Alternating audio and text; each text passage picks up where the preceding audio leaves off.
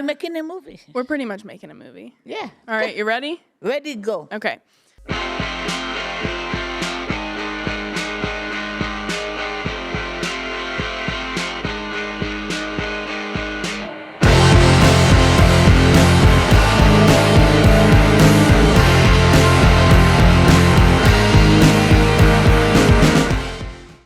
Hello and welcome back to the third episode of the Dicey Digest. Dicey Digest. I'm going to get this intro right sooner or later, but today I'm here and I'm very excited to introduce my grandmother to you guys.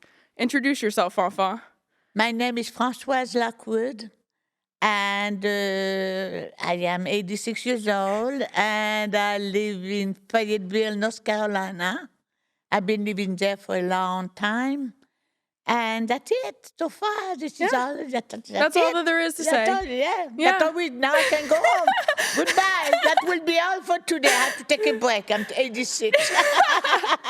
Well, I really appreciate you taking the time to do this because, you don't come up and visit very often. So whenever you do, I'm excited that I got to show this space to you. What do you think of this building? I love it. Yeah. Isn't it kind of crazy?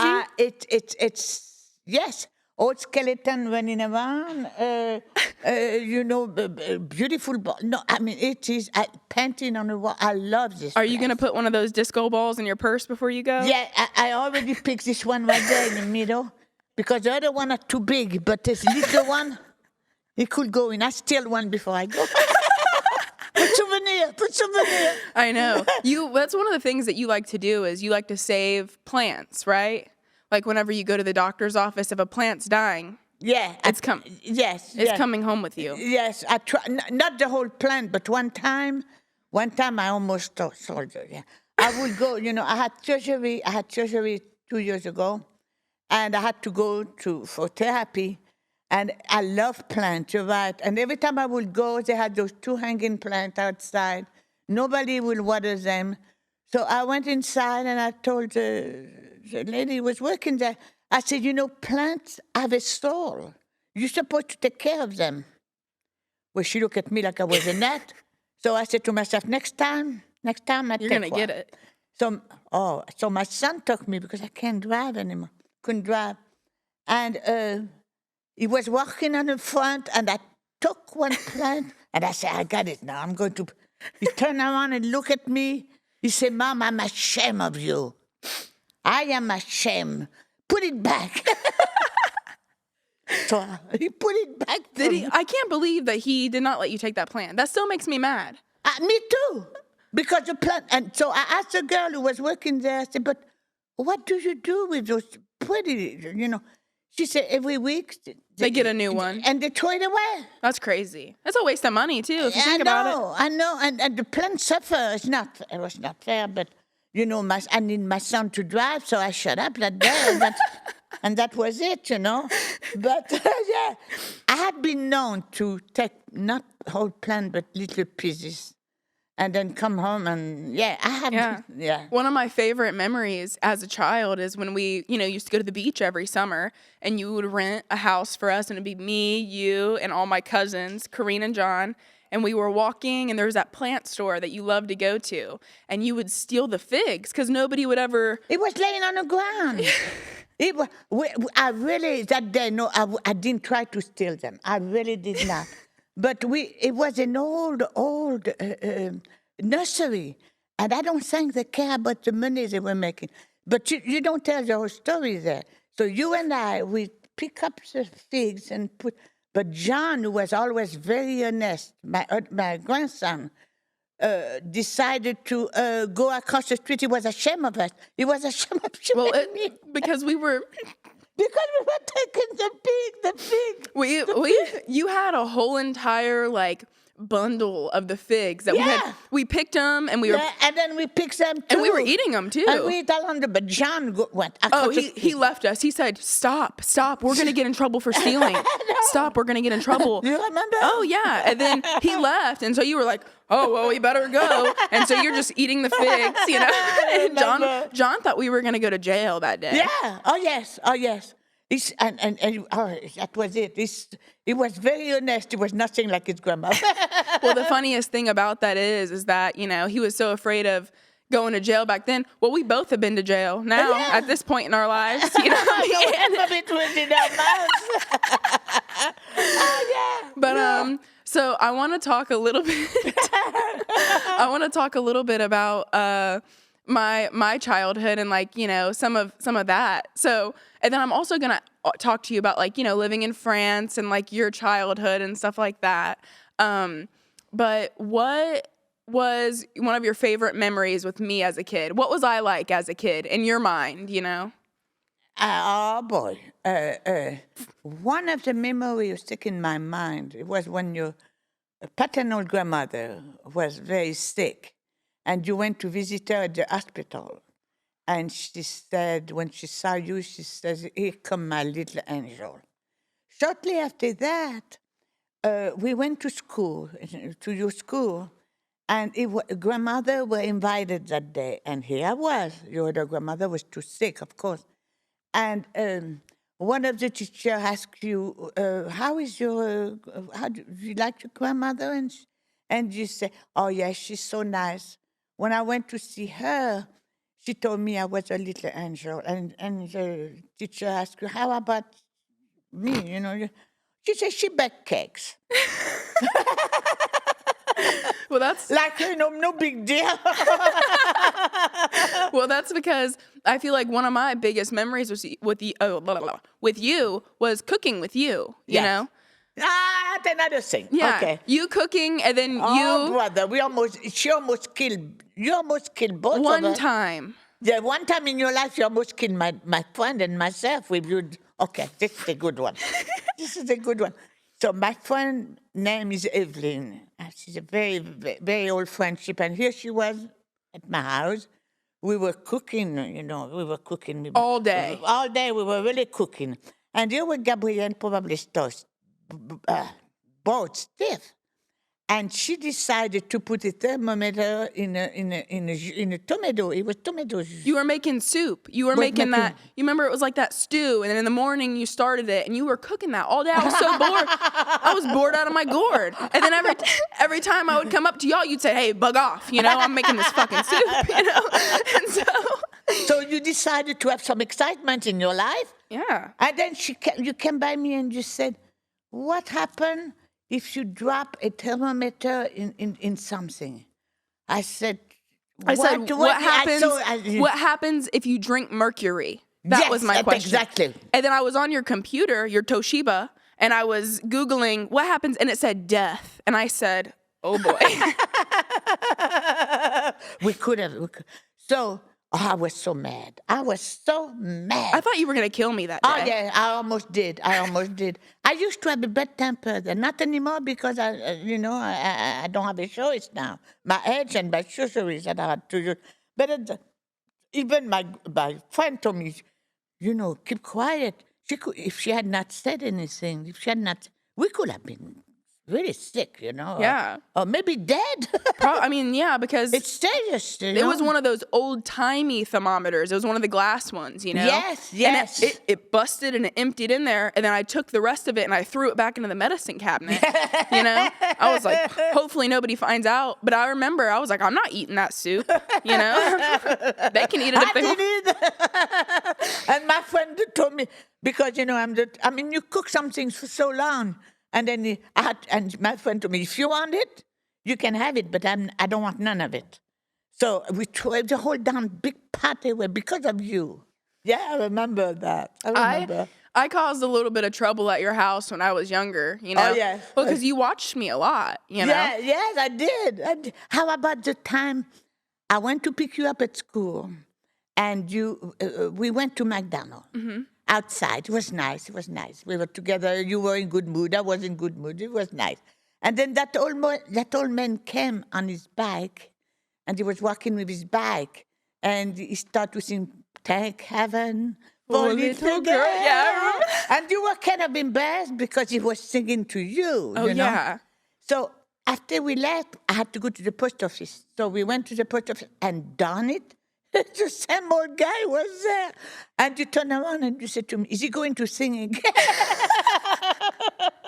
Well, yeah, because he would do that all the time. I think it was. There was something wrong, and he would, and it's like he was passionately singing to me, and I was like, yes. are you to me? But he didn't sing again at the post office. No. Remember that day? Thank God. Yeah, I remember that. Yeah. I think about how I used to, you remember, like, I used to always play outside with all the kids in your neighborhood, you know? Yes. And I just remember when I was younger, I would be playing outside, and you would get mad at me for being outside too much, and then I would come inside, and you would be mad at me for being in the house getting on your freaking nerves. And I would just be like, well, what do you want me to do? I know. Poor thing. But yeah, you like me more as an adult, I think. Yes. Yeah. Yes. As a kid, you know, it was I didn't have the patience. Yeah. I don't think I did. You know, you were something. You were really something. My son still talk about the time when he was sitting outside with your cousin Corinne and little John outside, and you. You had everybody ordering, you know, to go pick up the brick and to build something. And you were actually, and they are older than you. They were older than you. And they were sweating like pig. It was a hard day that John told, my son still talk about that day. He said, here we were, you know, and she was. I know. Cody tells me I could run a cult. Oh, yes. I believe it. Cody tells me I would be a good cult leader. Oh, yes, because as young as you were very young. And then everybody was going to the beat of my drum. Yeah. Yeah, I have a lot of good memories as a child at your house and with the family and stuff. Yeah. And that makes me sad that I live so far away now. Yes, it's a shame. Yeah, because it's not as easy just to, you know, fall back into the way that things used to be because everybody's changed so much. And they all took different direction, you know that. Yeah. And each one of them took, and you too, my goodness, talking about different direction. Yes. Did you ever think that this would be something that I was doing in my life? Never. What did you think that I was going to turn out like when I was younger? When you were younger, I knew you were going to be in charge of something. I mean, seriously, when you were very young, and you knew what you wanted to do at a very early age. I remember another time when you were in a yard, and you had built something very small there, very small because you were doing it yourself, and they had to pay a dime. The kid in my neighborhood had to pay a dime if they want to be part of your club. I don't know what type of club. Yeah, I remember that. And then they had a little kid, a little black boy. He came in the house and he was all in tears. And he said, "That was Clyde. I don't have a dime. I remember that. That was Clyde. And him and I became friends later because me and his older sister were friends. Oh, really? Yeah. You remember My Love? Yes, I remember My Love. So it was Clyde, My Love. It was Clyde. You remember the name? Yeah, because he would come over and he would mess up my stuff. Yes, you said, you know, so I told you, I asked you, you should, I'll give you a dime. I give you a dime, you go to the club. And then I asked you after, I said, you know, you really want to be part of that club? And you said, yeah, but you know, I work very hard to get that club. And I can only take so many people. You were a mess, you know? I know. Well, it was just because he used to mess up my stuff. I let him into my club, and then he'd, you know, stomp on my berries that I've been collecting all day. No, and it's like, Clyde, you're not allowed in. You have to have a dime. You remember that? I do, yeah. Okay, so tell me, I want to know, and I feel like I already know a lot of this stuff, but, you know, I'm going to ask you anyways because we're recording a podcast today. Yeah, of course. So how old were you so you grew up in France until you were 19, right? Yeah, and then I came over here. Okay, so tell me about, you know, from birth to 19, what was your life like in France? Wonderful. Yeah? And then I came to the United States, and it was no good. No good. So you're telling me that... I'm sorry about that, but it's the truth. So you're saying 70% or 70 years of your life has just been no good? Well, when I first came over here, it was such a shock. Yeah, because it's not like France. I've never been to France. It was very different then. It changed again, but then when I see France then and United States, United States changed a lot too, don't get me wrong. You know, in the 50s, 60s, United States was totally different than it is today. A lot of things, the food, Yeah. I was not fat like I am now when no baguette, no French cheese. No, it didn't exist then. Well, that's All they because had is a down white bread that in my throat. well, that's because you. Oh, that's because why? Because they can make it now. They couldn't before. Well, no, I was gonna say you moved here and you lived on military post, so you were shopping at the commissary, right? When I first came over here, no. We were living off base. I could not drive. I could not drive until I was 38. When my husband went to when my husband went to Vietnam, that's when I learned how to drive. So my big going out was going one time a week on Saturday with my husband to the commissary. Where were the kids? The kids, okay, the kid were not allowed at the commissary at that time. See, I'm telling you a lot of things. So I was with a friend. She had 4 kids. I had 3 kids. And I still remember her. She was sitting on the edge of the forest, by the commissary. And then the kid behaved. All those kids all lined up, waiting for me. And then I will take turn with her. Oh, so you would just wait outside of the commissary? Yeah, because the kid are not allowed. And no daycare. I mean, I didn't believe in no daycare. So here, yes, coming to this country, I made a big mistake. Coming My here? husband, well, not so much, but after I got married, I was still living with my grandmother. Mm-hmm. And my husband, of course, and the baby. I had a baby, 9 months I had a baby. But coming over here, I was so lonely. Yeah, because whenever you were living in France, backtrack just a little bit. So you lived with your mom, right? No, grandma. Well, in the beginning, how long did you live with your mom for? Like when you were... I don't see my mom in pictures in my life. In your life? She was out, and then she came and it was floating memory with my mom. I was not close to her. Ever? Never. Not even when you were like, 3, 4, 5, like... I had my grandparents. Yeah, so when did your grandma like fully take control of like being your primary guardian? All my life, from the time I was a baby, she heard that my mother was very young, didn't take good care of me. The neighbor told my grandparents, "You better come and get that baby, because she will die."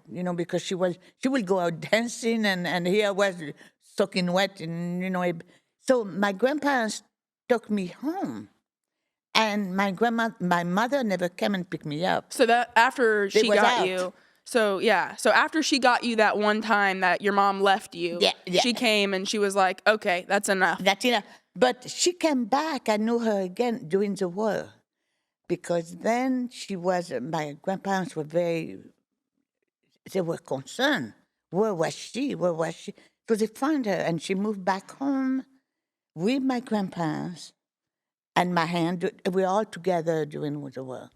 But I never felt like she was my mother. I felt like she was more like a sister. Yeah, like an older sister. We were fighting, we were arguing, Yeah. Because I didn't, and she didn't know me either. Yeah, that's kind of hard though.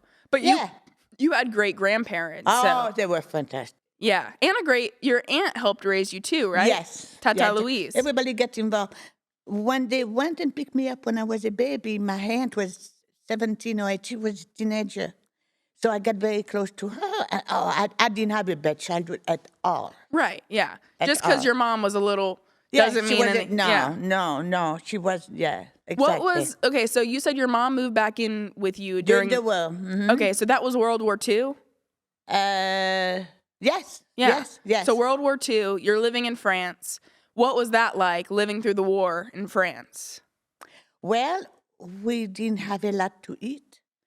A lot of it was coupon. We had coupon so much a month for bread, for the down baguette. We were ration. But We who didn't gave you those starve. coupons, though? I think it was the government. So I'm the not government gave your family like a certain amount of food Yeah. that you were allotted, Yes, yes. and you had to survive off of that food. Yes, yes.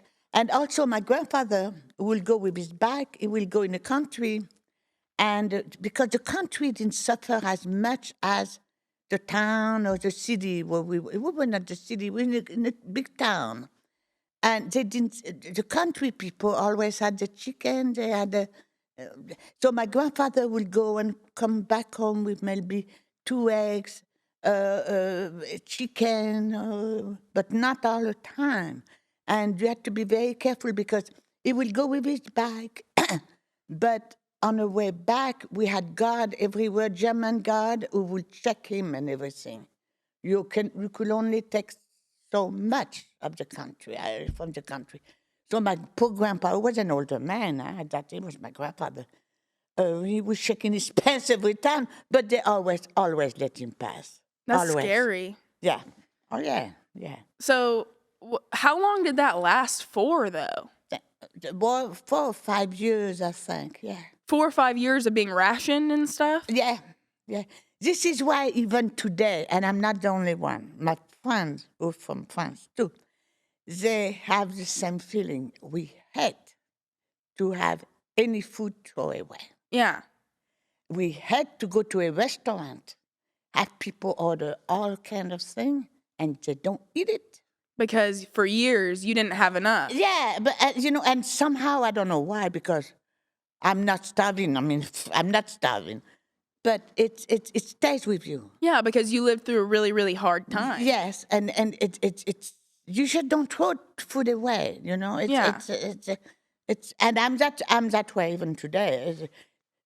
Seldom the time when I have to throw something, it really bugs me, Yeah. Funny, yeah, it's funny, yeah. Unless something, I mean, I remember even as a kid, you would, take the little packets from the restaurants of, sugar. Yeah, that was fun.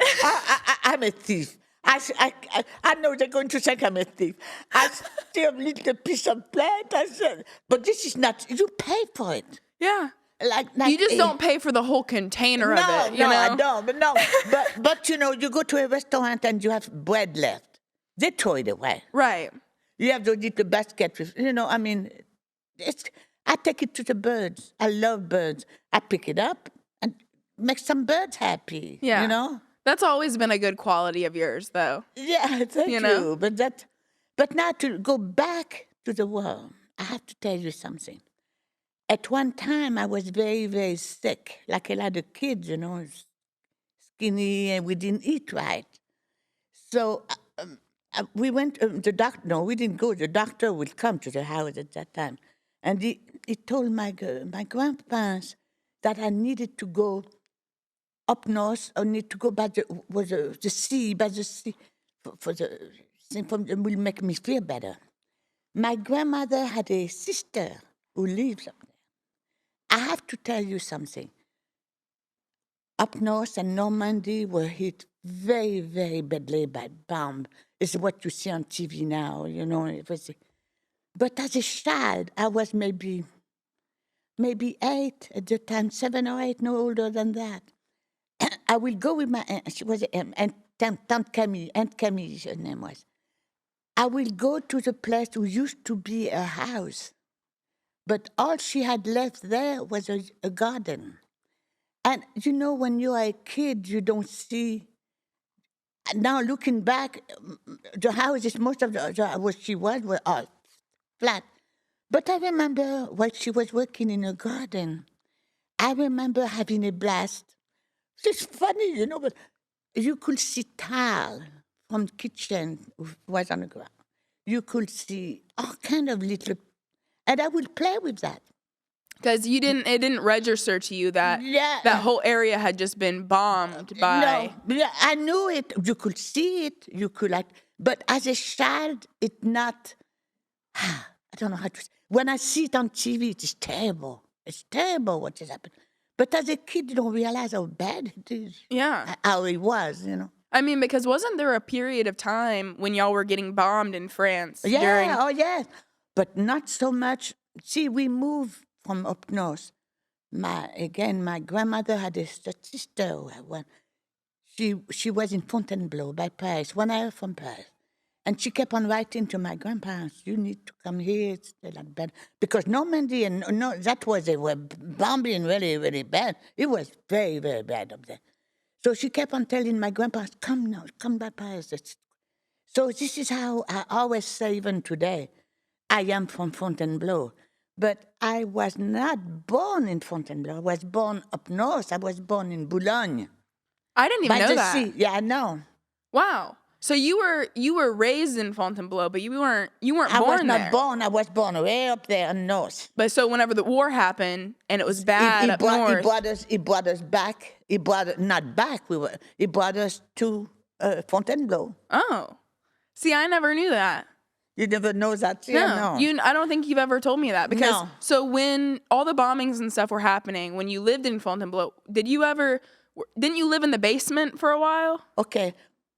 When the airplane was coming, we lived in Fontainebleau. We lived on the 3rd floor. When the airplane was coming, no matter what we were doing, we will run like a rabbit in the basement. In the basement, each person who was renting, each what you call it, Apartment. yeah, they had a little cage like in the basement with the pot to pee in and a few things, private things. So when the airplane was, the siren, we all run in a basement. Sirens would go off? Oh, yes. So when the airplanes would come, sirens would go off? Yes. And then no matter what you were doing, if you were eating or if you were, whatever you were doing, we all ran to the basement, which was stupid, which was looking back. Because if the airplane had landed on the 3rd floor, we were under. When you think about it, it didn't make sense. Because how would you get out? With tape. Well, I mean, like if you were in the basement. Yeah, no. Yeah, thinking about it. About it. Because I remember you telling me stories. Because how long was the longest time you had to stay down there for? Not very long, but as long as so like maybe a couple hours or something? Yeah, a couple of hours, then everything was. But you know what? It's looking back, how close the people were. Yeah, it's not like that today. No. Because back then, everybody would come together during the war and try to help each other out. Oh, I can give you this if you can give me this. Or try to survive. Yeah. When you were in that, but you didn't know if you were going to make it alive or not. And he made you in a way, we were all talking, that was a good, it's different, yes. Than today, everybody today is they're for themselves, Yes, Yes, unfortunately, and all over, not only over there too, from what I've heard, Yeah. Everywhere. Yeah. The times have definitely changed, and that's something that a lot of people actually talk about is the community aspect of life. Even 50 years ago was a lot better than it is today. There is no community nowadays. I mean, you can live in a neighborhood and barely know your neighbors. You're right. This is where I remember you're right, hon, you're right. In the 60s, I remember going for coffee or, after we were young, hurry up, clean the house. Very important for the house to be clean, everything done. And then we would have, we didn't even lock the door, Gabrielle. We would go from the, and then come back and. Yeah. We knew our neighbor. Yeah. We knew each neighbor. Now, we don't. Yeah, because for me, I mean, you know how they always say, oh, go ask the neighbors for a cup of milk. Yeah, I wouldn't dare. See? I wouldn't. You wouldn't do that. No. Then you would. Yeah, back in the day, Yeah, I feel like times have definitely changed because you see all these movies of like what America used to be, and it's, it's this community aspect, but it isn't like that anymore. I barely know my neighbors. I mean, I know that See? My neighbors on one side, they like to party and watch the Bengals, and they scream at their TVs. And then I know my other neighbors. At least you know something. Yeah, and then my other neighbors, I know they have 2 dogs, and they don't really like to talk very much, but that's about all that I know about my neighbors, so I don't know much. See, you see, then you know your neighbor first name and last name. Right. What I noticed a difference over here too, since the 60s now, when I see old pictures in the newspaper from the people, they used to take pictures and you see couple walking. You know what I noticed? The change in her weight. Then, little here, the woman was so pretty. They had the hair and everything. Today, oh my gosh. Yeah. What is happening over here? Obesity is a huge problem in America. Yes. But I don't really know, I haven't really done much research into, why. I think, well, for one, foods that are, the cheapest foods that we have readily available to us are ramen noodles, which are, packed with sodium, packed with all types of stuff that's not good for you. You can go to McDonald's and get, 3 double cheeseburgers and a medium fry and a drink for, $10. It's a meal. And that's a meal rather than, all of this organic produce and all this organic food. It's a lot of money, Yes. When I go and me and Cody go grocery shopping and get all this organic produce and vegetables and fruits and all that stuff, it's expensive. I mean, my grocery bill is a lot of money.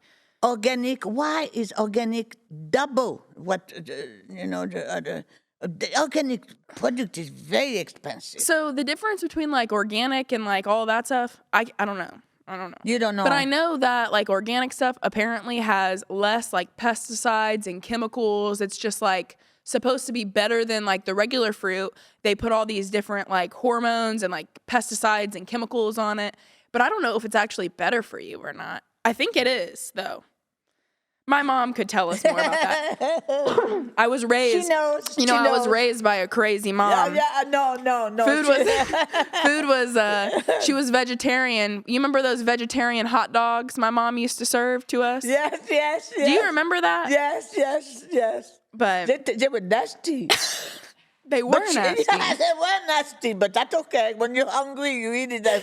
But my mom, she raised me to buy organic and all natural. But I think it might be better. Of course, it is more expensive because for the farmer, when he start, you have farmer who go from non-organic to organic. It costs them a fortune. Yeah.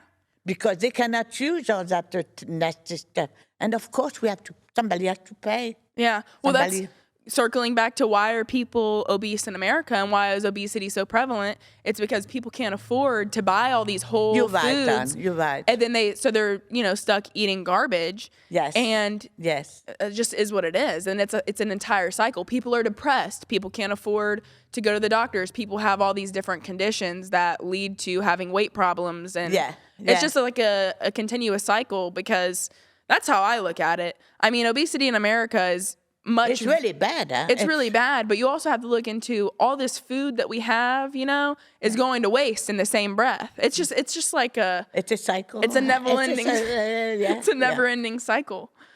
I know it is, and it's not fair because you see some young women, they really are huge. I mean, I'm not talking about big obesity. Yeah. But that's okay. Nothing is perfect. Nothing is perfect. Really. You get a little judgmental sometimes. Yes, I am. When I see, it's not me, but when you see the pictures of the 60 and today, why is this happening? The world has evolved. I am judgmental. You're right. Yeah, you are. Yeah, I'm very much. You can be a little. Yeah, you can be a little. I know, very much so. I know. Well, I cannot hear already, but I do have eye to see. I mean, really. No, I genuinely think that the world has changed and everything is so easily accessible now. Yeah. For example, back when you grew up, if you wanted a cake, you couldn't just go, buy a cake and it would, now I can go to Walmart, I can buy a cake for $10. This is true. Everything is so convenient and easily accessible, This is true. And also, this is a point that you women are working today. Mm-hmm. So they don't have time. They don't have the time. They don't take the. They don't. It's not that they don't take the time. You're going to see I'm a judgmental again. They don't have the time. They come home. They beat. They're Yeah. tired. Well, And because- something fast. Back whenever you were raising 3 kids, right? Back in the the 60s, 70s. Okay, so the 60s, 70s. The way that the households were run is, the man has a good paying job. Yes. And that was enough to suffice a family because the cost of living was a lot lower than it is today. So back then, you could have a man who, it has a job and then he has enough money and then the wife stays home. Well, now, if one person has a job in a household, ends aren't meeting. Yes. I mean, the price of rent has increased, the price of food has increased, you're right. the price of daycare, like everything is just, so much. Because, when me and Cody were staying home and I was a stay-at-home parent, we couldn't even afford to. I was calling my mom all the time, like, hey. Yeah, you're lucky. You're lucky. Yeah. I mean, if I wouldn't have had my mom and my dad, willing to help me out, I couldn't have stayed home, which means and then even if I would have went back to work that soon, we couldn't have even afford for me to go back to work because daycare was so high. So now it's like women have to work. I don't think it's necessarily that women want to work. Maybe it is. I don't know. I don't know. I don't know. I don't 'Cause know. I'm kind of some me women either. don't want to stay home either. Yeah, me. You see, you one example. You don't want to stay. I mean, home. I don't know. If I was married to a billionaire, Well, this is enough. Then you can really have a blast, right? Oh, yeah. Making cake every day. if I was married to a billionaire, I could probably stay home. Don't you think? No. No, probably not. Even a billionaire, no, it will get on your nerves sooner or later.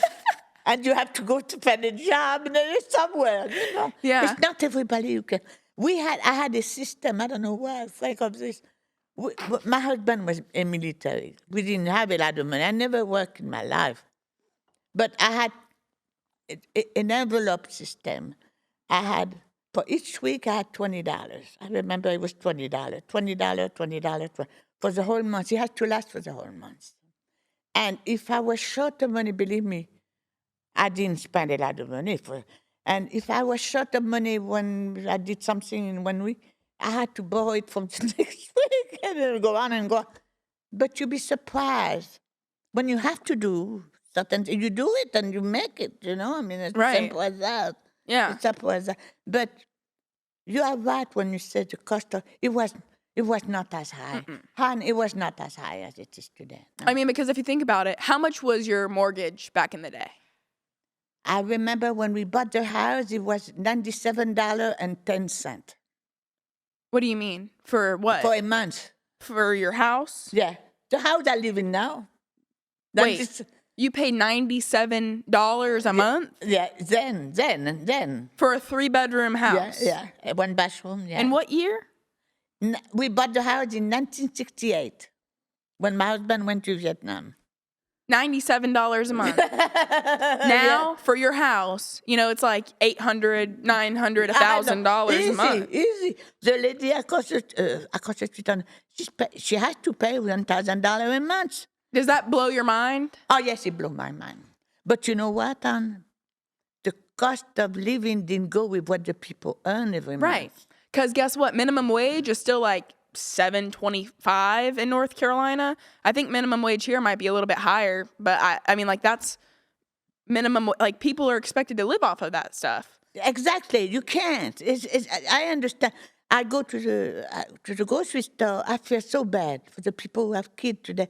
Milk and bread and basics. There's no way. There's no way. Yeah. I mean, for me, if I were to go work a regular job, like, anywhere else, that's why I feel I'm very thankful because I've been able to create something where, I'm not set on a fixed salary. I'm not set on, I kind of got what my mom has. My mom, as a realtor, she can kind of control what she's earning, like based on how much she wants to work.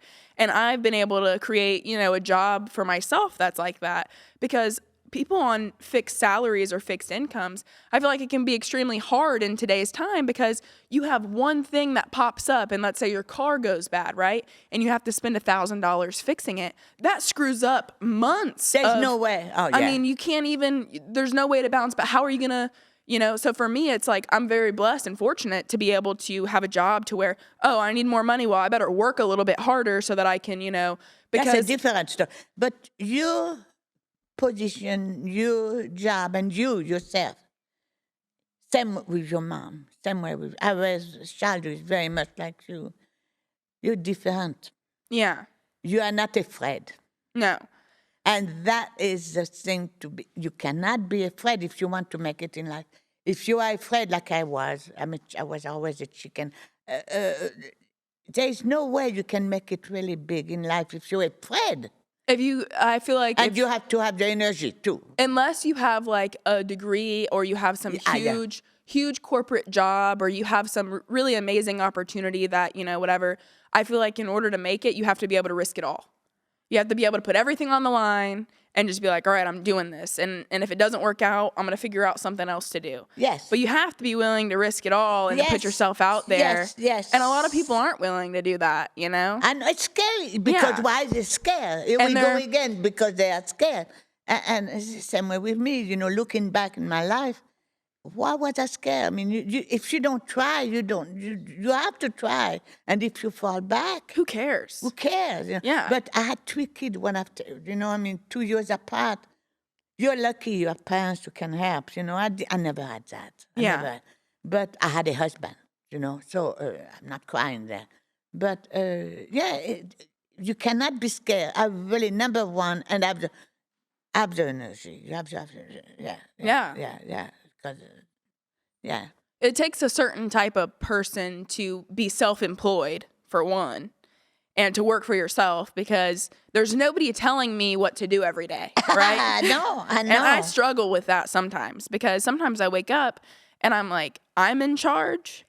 I need somebody to tell me what to do. I don't even know what I'm doing, But And so, you have an excuse, Right. I mean, you have your edge. yeah, sometimes I wake up and I'm like, oh my gosh, I am the one who's in charge of everything and I have no idea what I'm doing and I have no idea what to do next. And it's just like, I have to tell y'all what to do. Somebody tell me what to do. And so sometimes I go in circles with myself, like, what am I even doing? But I always figure it out. I might not know what I'm doing half the time, but I just figure it out. See? Yeah. Not everybody can do that. Can be that way. Not Yeah. everybody.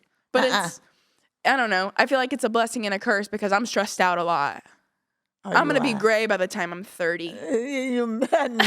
No. Yeah, it's a lot of stress. What you're doing, I can. Because like you just said, nobody, it's not like you go to work in the morning, okay, you have this and that.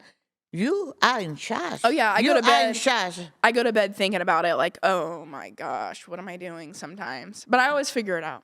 You always figure it out. You have to. Or I just cry about it and then move on. And you cry, for many, many years, I didn't think crying was good.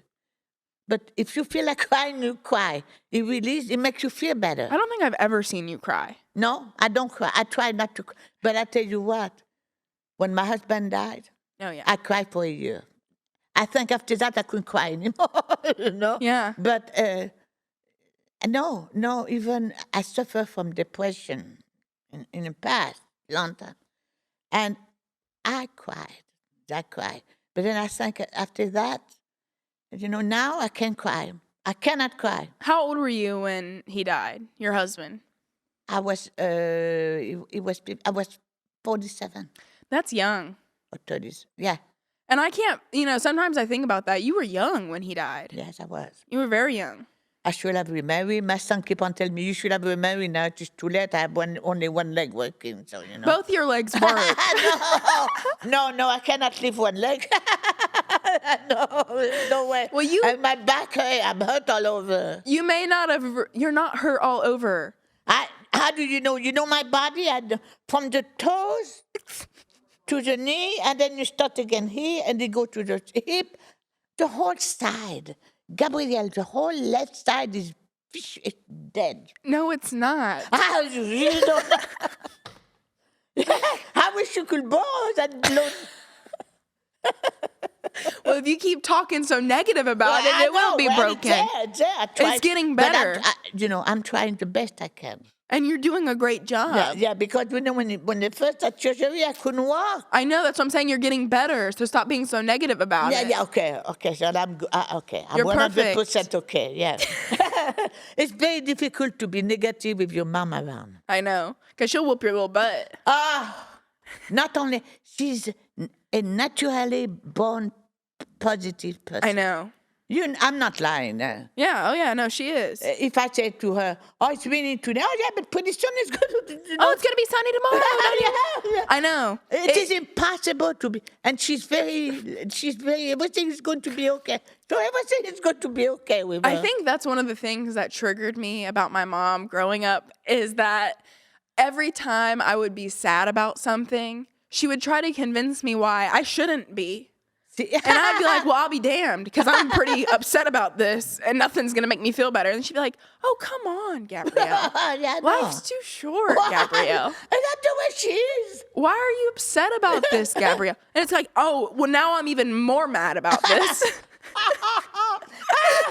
Because you want somebody to be. Oh, yeah. Because why are you not?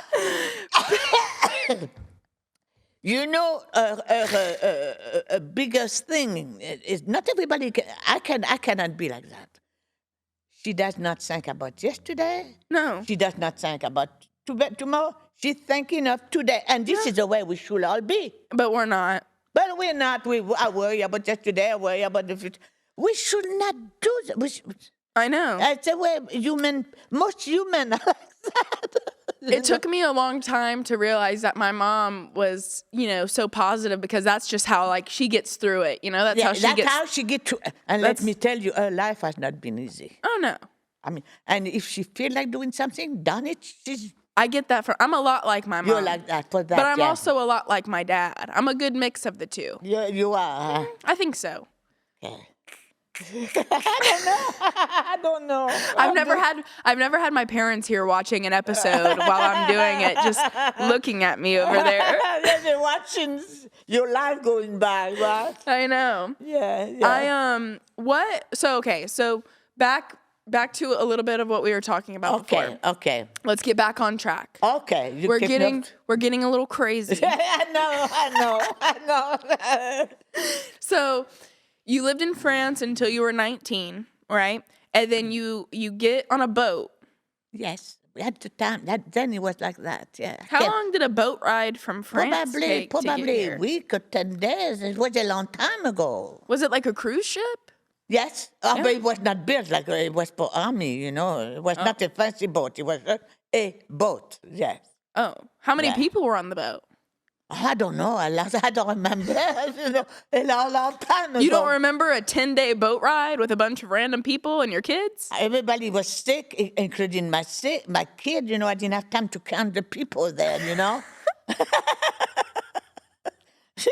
were sick like it. And my husband could not help us because he had to be under with the army guy or something, How many kids did you have by the time you loaded up onto that boat and came over? Half a dozen. No, I had John, and I had your mom. I had my son and your mom. Wait. No, hold on. I had my son. No, I'm telling you, that was another boat. Yeah, because another boat. That was another. No, I had the baby. I had John. And then when you moved here, where was the first place you moved when you came to the States? Newport News, Virginia. You lived in Newport News, Virginia. And then where did you move after that? Newport News, Virginia. From Newport News, Virginia, we went by Chicago, La Salle, Chicago, where your mom was born. Yeah. So my mom was born in La Salle. She was born in the South. And then you got shipped back to France. And then I was, suffering from depression, very deep depression. They sent me back to France for 5 years. Mm. And this is where my last one, Fabi, was born. Each time we would move, I had a kid. I know. But at Fabi, I stopped. I said, no more. After Fabi, you said you're done. No more, because I was excited with the trip, but no more after that. Right, No. So you were in France for 5 years. Your husband got stationed back in France. You raised my mom John, and Fabi. Yes. All in France for 5 years. Yes. They And went then to French school, you know. Yeah. The school was across the street. all of your kids are bilingual. Yes. They all speak, and Yes. some better than others. Yeah, but all you will have to do is today to take the three of them to France. My son, I see my son twice a week. Even how do you say argot? Slang. Yeah. He surprised me sometimes. Yeah. But he said, "Mom, it is somewhere." It's ingrained in there somewhere. Yes, it is. It is. Yeah, my mom's told me all types of stories about going to French school and how one time she was getting bullied by some kids at school, and you took rabbit poop and put powdered sugar on it. I don't remember. Is that what was that? Oh, it was her school friend? You put apparently rabbit poop and you covered it in powdered sugar? I didn't do it. My uncle did it. Yeah. No, I was a good girl. No, I was. When I was a little girl, I was raised by my grandparents. You were so innocent. I was so innocent. I was like a saint. I remember one lady telling my grandmother one time we were talking and they were arguing about me because I did something. I don't know what. And this lady looked at me and she said, "But she's not perfect," talking about me to my grandma. I never forget that my grandmother looked at me for the longest time and she said, "Almost."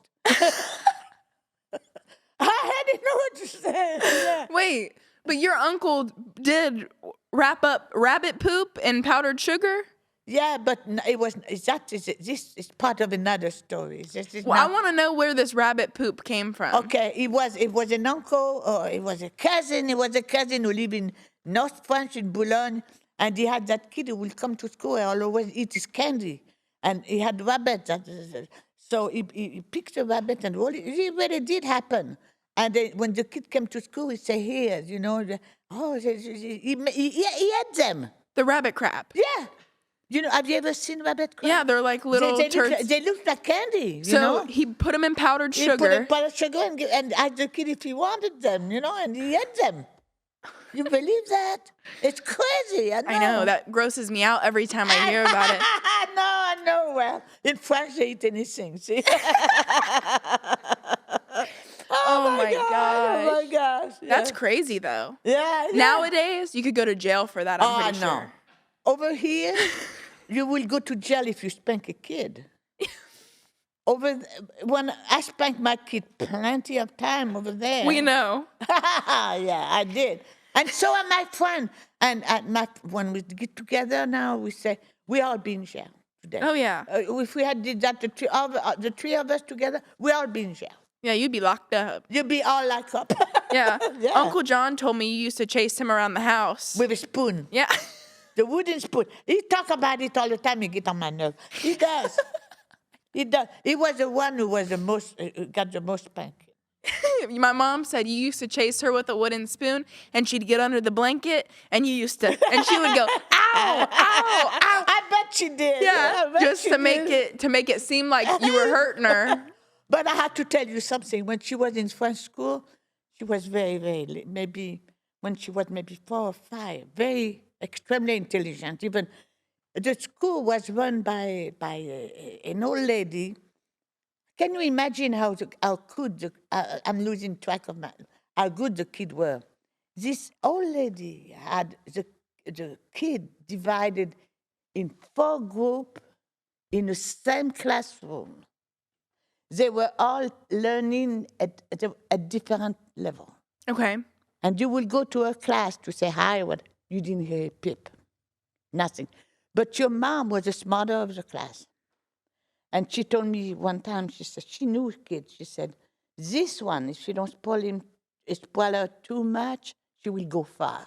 And she did. And she did. She didn't, yeah, she did. I think you were pretty good at not raising spoiled kids. Oh, no way. No, yeah, that's true. I suffer. You suffer, yeah. I spoil my kids. Yeah. Well, we were talking about it last night, and I was like, I think that, and you were like, I don't know.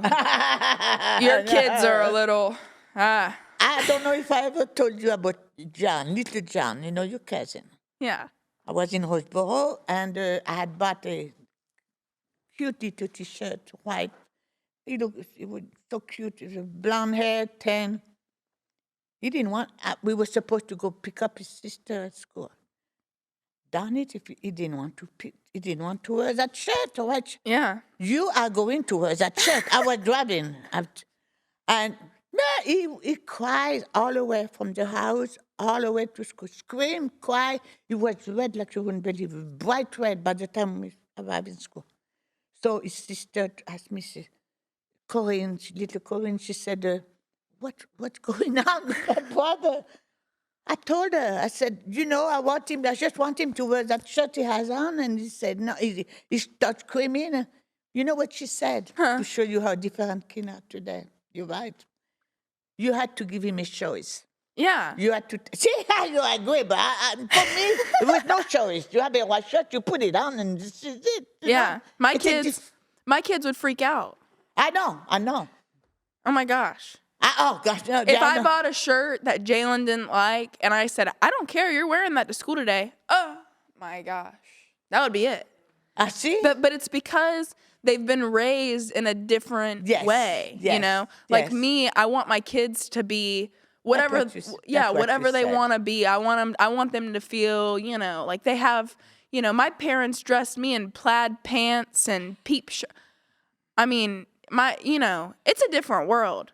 You know what I think? This is me thinking. Everybody has different idea about raising kids.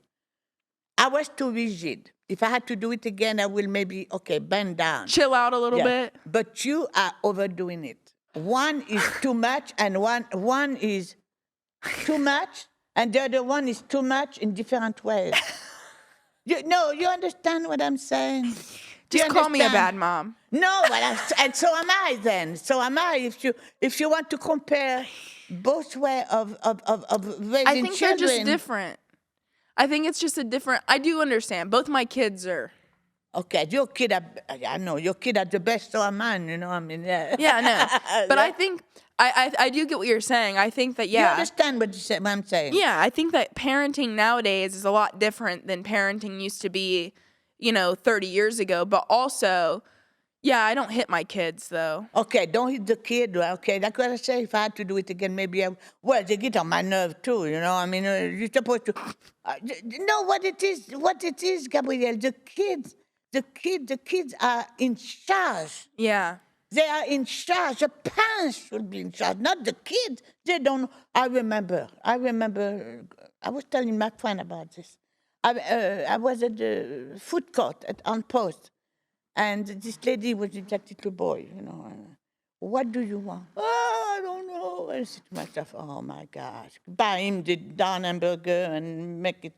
And she said, what do you want? You want this one? No. You want this one? No. Oh, I said, holy cow, and I'm behind that mess. And finally she said, okay, I tell you what. She was in charge. She had to be in charge. I was behind, I was waiting. Hey, how long that kid is going? So I forget what she bought him. But she finally was in charge. And it should be. Yeah. A kid 4 years old don't know what in the heck you want. Yeah.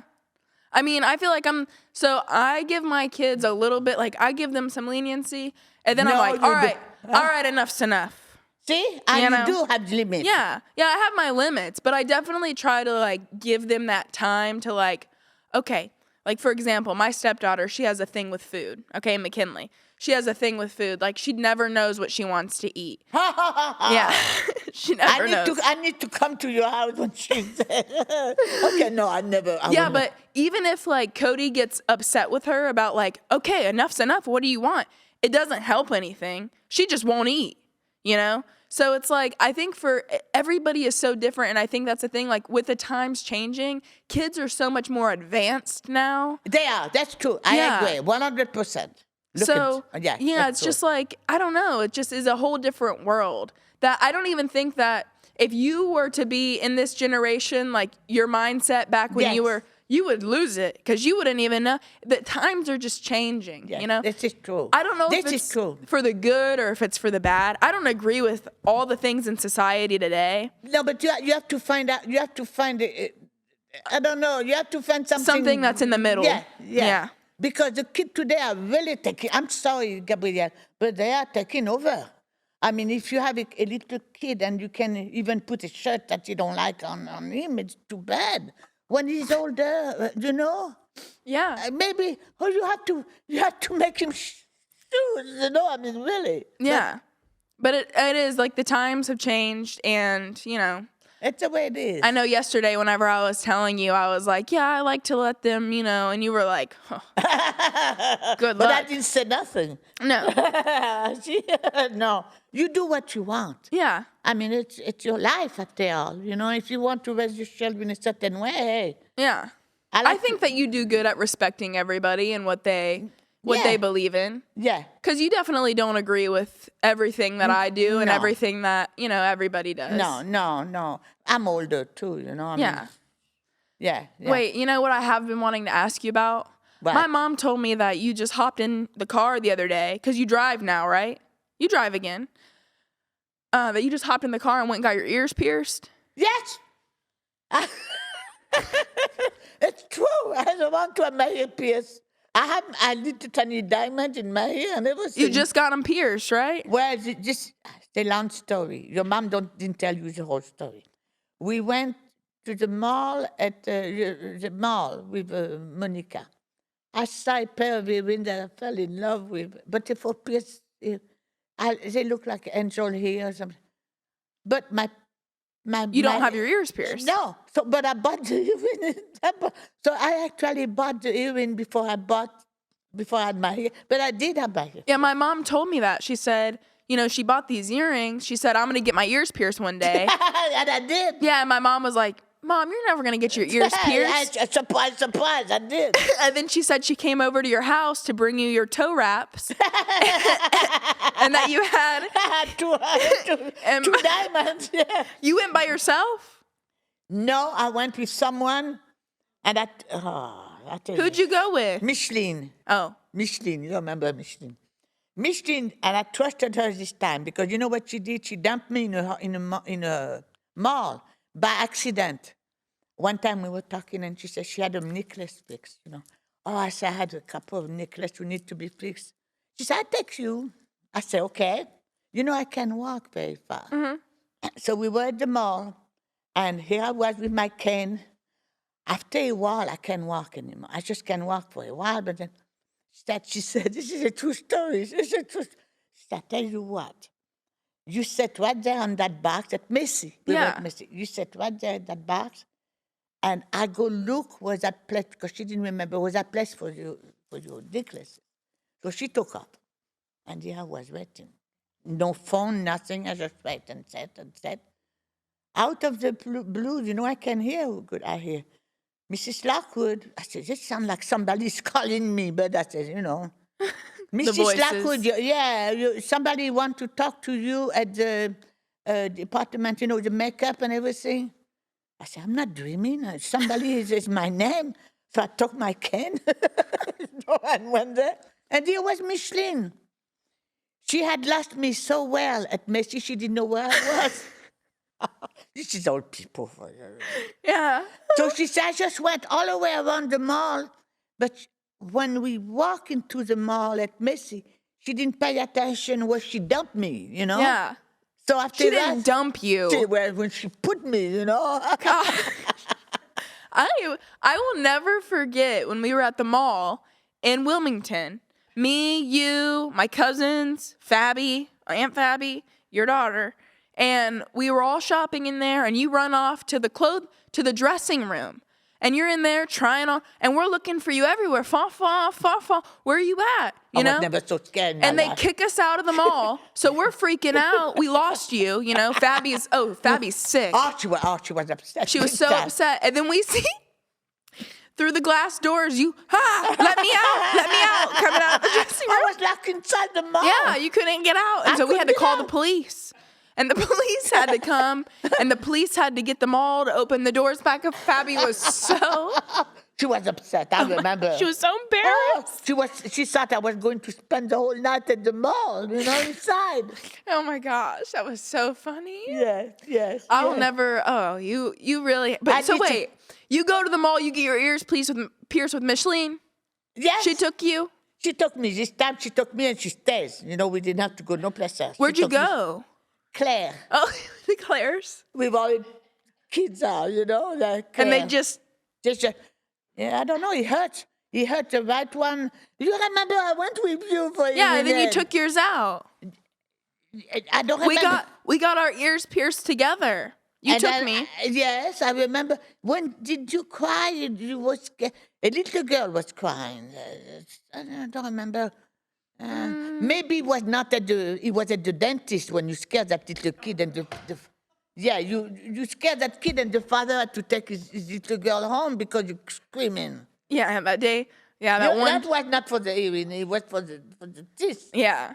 Yeah, you took me to the dentist one time. Yes, that was enough. And I had to get a filling. Yes. And I don't like getting shots. And I still, to this day, they have to put me to sleep. I'm the same way. And they said, they were like, you're getting a filling. They were trying to give me my shot. I started screaming. Yeah, you remember that day? You were young, huh? You were very young. Oh, yeah, I started screaming. And one of the patients that was in the next room, he had to take his kid out because his kid said, I don't want to get any work done anymore. Yeah, I remember that. Oh, my gosh. Yeah. Okay. Yeah. We have a lot of souvenirs, a lot of memories. A lot of souvenirs? Yes, a lot of souvenirs, yeah. Okay. Well, what's our time at? Because it says, I don't know it looked like we've been talking for quite a while. Her first kiss? Okay. Oh, sugar. What about your first kiss in France? It was terrible. It was a French kiss. I didn't know nothing about French kiss.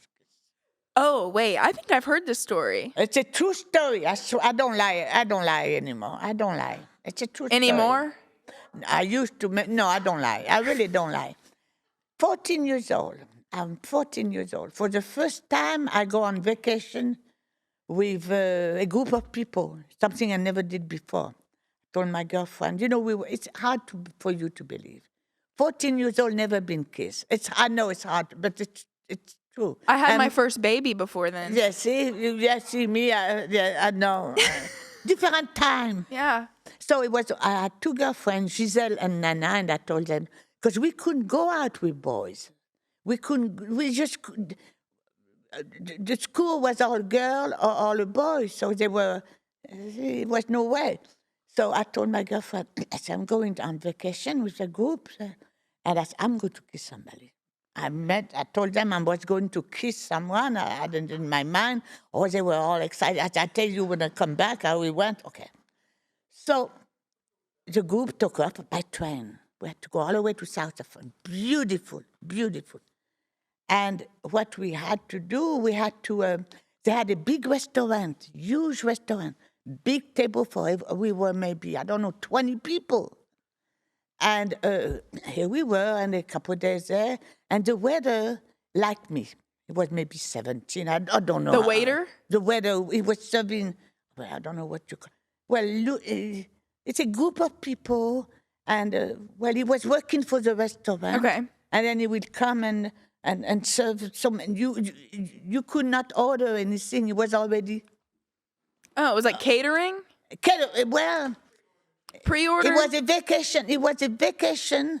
And it was for 2 weeks, and you were served at the table, long. It was nothing fancy. Okay. It was not fancy at all. It was a group, for the whole group. It was a lot of fun, So the guy who was the guy who was serving us, like I said, asked me if I wanted to go to the movie. Oh, I remember that. Yeah. So I had to ask permission we had somebody in charge of us. We just couldn't go. I was the youngest one of the group. That I remember. So I had to ask if I could go to the movies the next day. And he said, as long as you I know for you it's uncrazy, but it's true.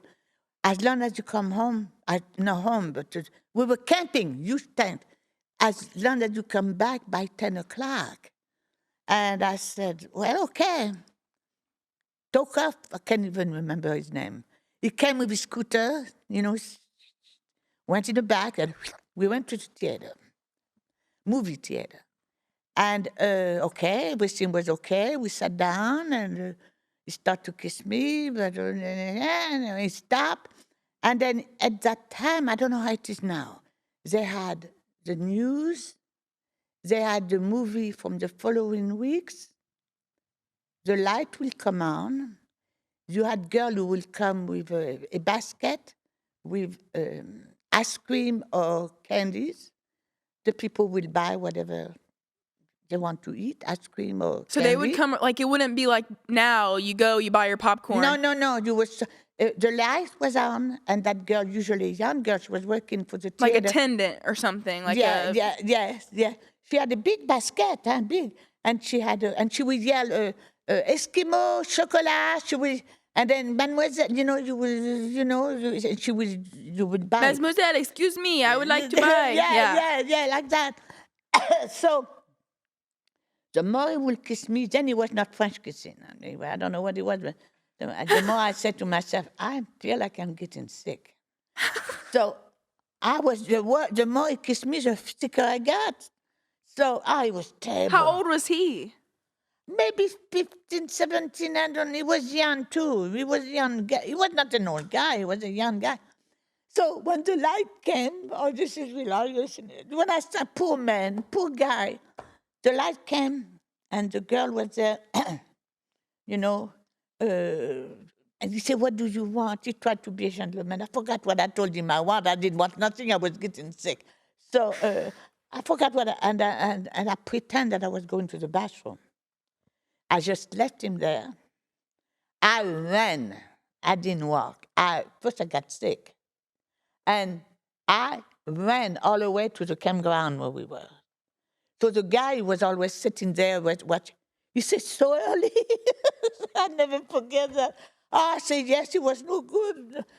But this is the first time in my life I got what they call over here a French kiss. It makes you sick. No way. He stuck his tongue down your throat? Yeah, he did. And the more he was doing it, the sicker I was getting. I'm not normal. So when I got back home, when I got my two friends, they want to know what I did. I say it was fantastic. Of course, then I laughed. I didn't want to tell them exactly what I did. Well, did you see him again because he was serving you? You know what? That I'm ashamed of. I said, don't you ever speak to me again. I never spoke to him again. He made me sick. I'm sorry. Hey. Fafa, you're toxic. No. But if you don't know, the only kiss I could see was when I would go to the movie. Right. And it was... And it was nothing like what this. No, it was Was not. your second kiss your husband? That, no toxic. No. It was, No toxic. but I was 17. I was a little older. Was he your second kiss? No, There's no way. It was the third one. Oh. You're a little whore, huh? And it was cute too, yeah. But I don't know what it was, Gabrielle. The first one, I was not ready for it, and no.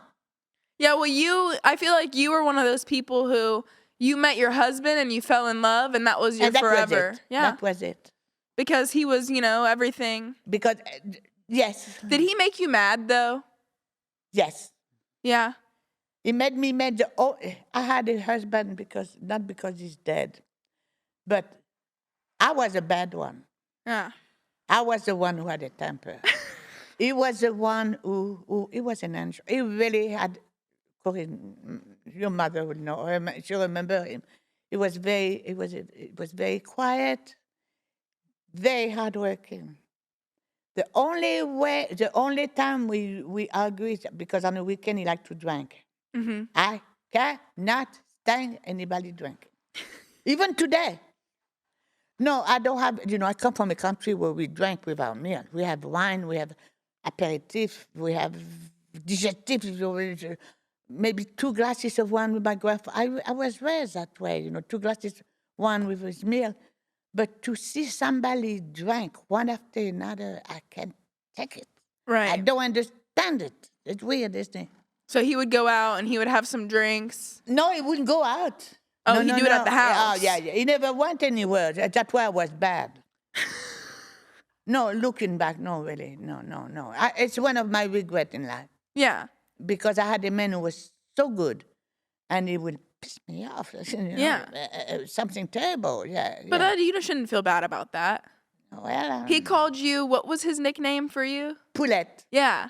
What does that mean? little chick. Yeah, little chick. When If you see me now, yeah, my mom told me when she was growing up, you would be so mad and, you'd be getting all mad at him and he was, oh, calm down, Poulette. yeah, You he calm would. down, Poulette. Yeah. I know. I think I get my temper from you. Oh yes, I had not anymore, but I had a nasty temper. My grandfather had a nasty, not as a grandfather. See, I knew him. People change along. I knew him as a grandfather. He was a darling grandfather. But I've heard that when he was a younger man, he had a nasty temper sometime. And I was told that when he was young, he had like up north, we were living in Boulogne then, a little factory like. And he was working for a man was in charge. It was cement. And one day, the man, this is true, I was told that story one other time. The man who owned that cement place told my grandfather, you're nothing but a jackass. He just picked up that, I heard he wanted to throw him in, the cement. He wanted to throw him in. 3 guys had to hold him. He would have killed the guy. See, that's why your temper and my temper, yeah. And then after you feel bad, Imagine your kids. He used to say, I don't understand how come I never end up in jail because... I know.